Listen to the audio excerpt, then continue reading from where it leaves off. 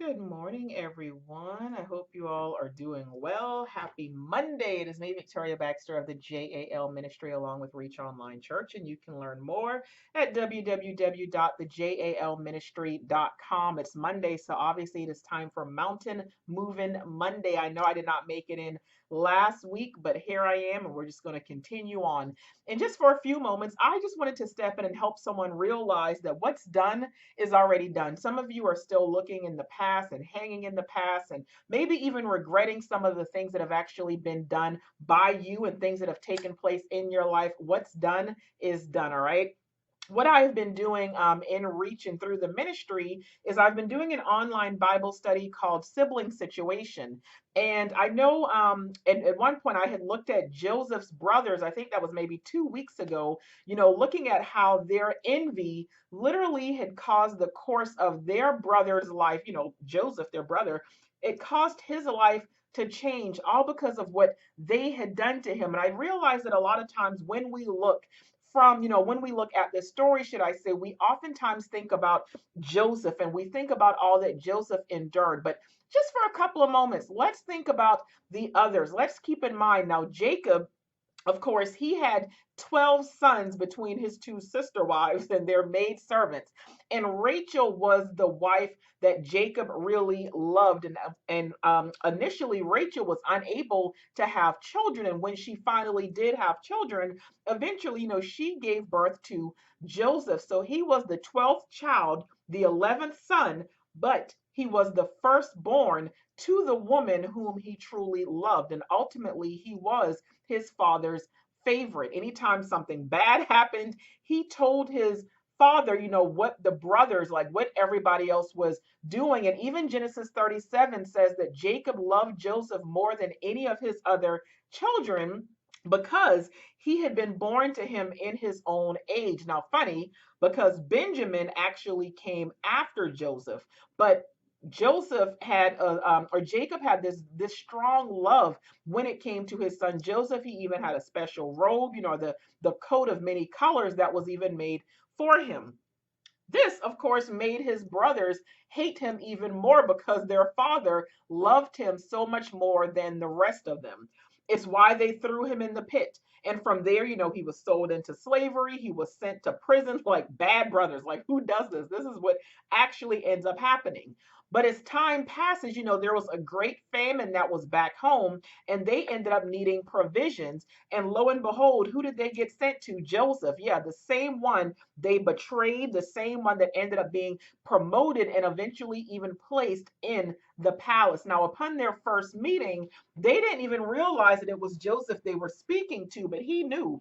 And it even boils down, like it talks about like how he wept when he saw them and just he was so overcome with emotion. But they didn't, like, you just got to read the story. Like, you probably already know the whole story, but it's really such an amazing story. But here's the thing, it took their ugly act to actually eventually save them.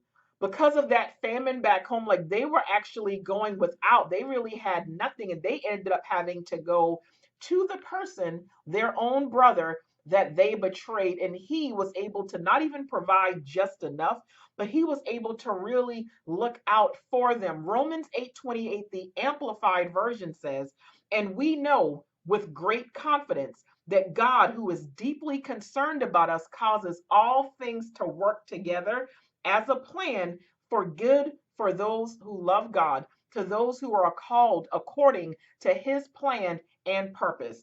So I just want to let this inspire you and to let it move the mountains on this Monday to not regret anything you've done. Perhaps you found yourself in the position of Joseph's brothers at some point in your life. Maybe you betrayed somebody. Maybe you went against a sibling. Maybe you did something, to a parent, to an ex, to your spouse, to a friend, to someone, and it's still bothering you. It's still eating you up. I want to tell you, I'm not saying what you did was right, but the past is the past, and what's done is done. I can assure you that that too will serve a purpose. It all comes together. Romans 8 says everything comes together for the good of those who love the Lord, not just the good things, not just the bad things. Every single thing. Listen, there are so many things I've done in my life.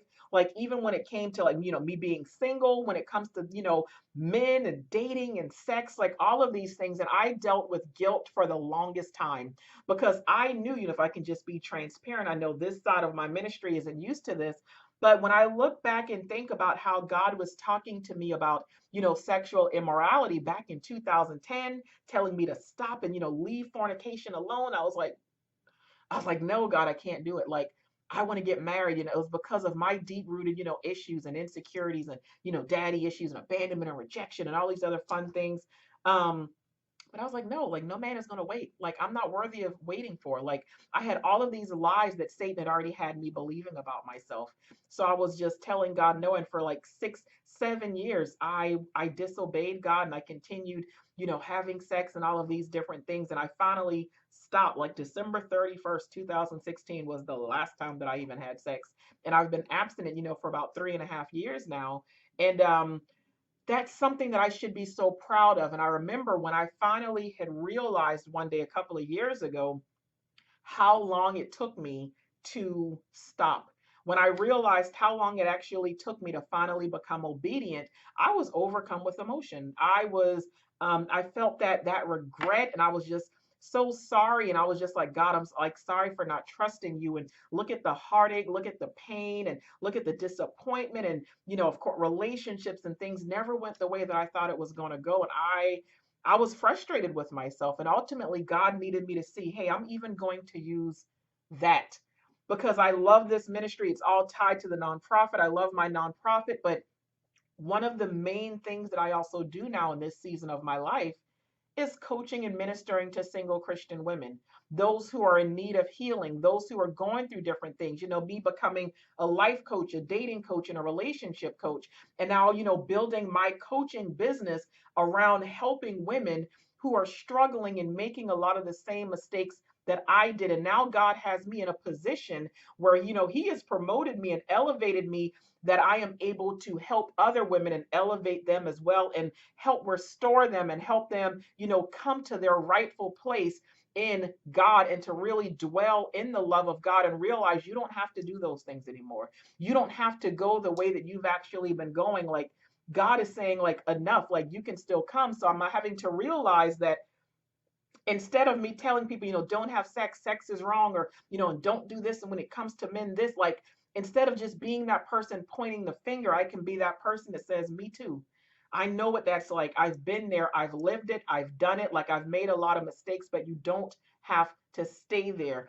All things serve a purpose, even my past, even my mistakes, even the things I've done, even me running like Jacob, running for 7 years, doing my own thing. God was like, I can still use that season of your life. Ultimately, it is tied to the calling that I have on your life. So you do not regret what it is you've done. All right. This is a message for Joseph's brothers, but it's one for you as well. Think about Samson. Samson in the Bible, he had a thing for beautiful women, and the betrayal by one of those women is what ultimately led to him defeating the Philistines. Like, how does that even work? So you know that what's done is done, all right? I need you chin up, move on, and let this inspire you for today. God bless you. Connect. The website is www.thejalministry.com. Instagram, JAL Ministry. Facebook, the JAL Ministry. Of course, JAL is just a little, providing God's children just a little love, just a little faith, just a little hope, in hopes that those seeds will sprout and they will take off and become something magnificent inside of you. Have a good day. Be blessed. I'll talk to y'all later. Bye bye.